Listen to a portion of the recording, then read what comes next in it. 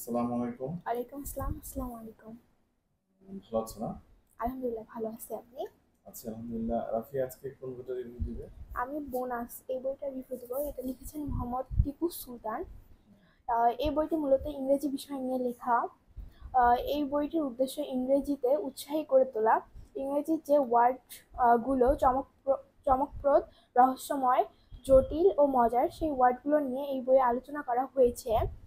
আহ, ইংরেজি একটি বিদেশি ভাষা। এই ভাষা আমাদের আয়ত্তে আনা অনেক কঠিন একটা ব্যাপার। আহ, মানে কঠিন কাজ।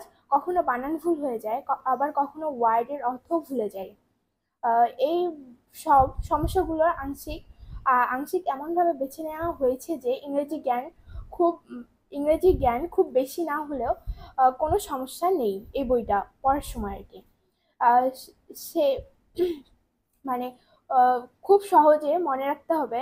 মানে খুব সহজে খুব সহজ আহ, খুব সহজে মনে রাখতে পারা যাবে, যা আমাদের ইংরেজি ভাষাকে সহজ হতে এবং সহজতর করার জন্য সাহায্য করবে।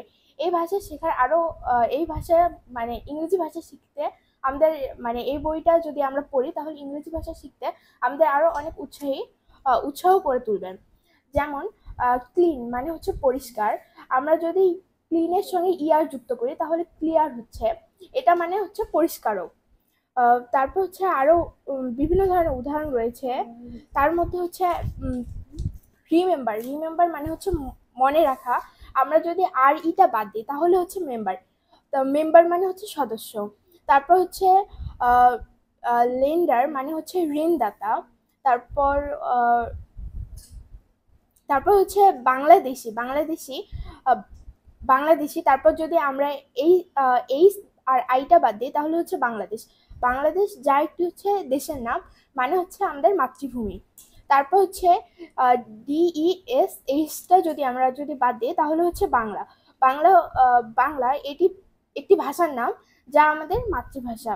তারপর হচ্ছে আহ, আরো অনেক উচ্চারণ রয়েছে। শুধু ওয়ার্ডের ভিন্ন, কিন্তু উচ্চারণ সব একই। একই কিন্তু অর্থ আবার ভিন্ন আছে। আহ, যেমন হচ্ছে প্যাপি। এটার মানে হচ্ছে PAPPY। এর মানে হচ্ছে রস ভরা বা রসালো। তারপর হচ্ছে আবার এই হচ্ছে প্যাপি, PEPPY। শুধু হচ্ছে ইটা এর জায়গায় বসেছে। এর অর্থ হচ্ছে প্রফুল্ল। তারপর হচ্ছে পপি, POPPY। পপি মানে হচ্ছে আফিম, আফিম গাছ। তারপর হচ্ছে PUPPY। পাপি মানে হচ্ছে কুকুরের ছানা। এরকমই অনেক বিষয় নিয়ে এই বইয়ে আলোচনা করা হয়েছে। এই বইয়ে আলোচনা করা হয়েছে যার ফলে আমরা মানে ইংরেজি ওয়ার্ড মিনিং গুলো আমাদের মনে রাখা অনেক কঠিন একটা ব্যাপার। আমরা যদি এই ছন্দের মতো করে যদি আমরা পড়ি তাহলে আহ, আমরা ইংরেজিতে অনেক ভালো ওয়ার্ড মিনিং জানতে পারবো।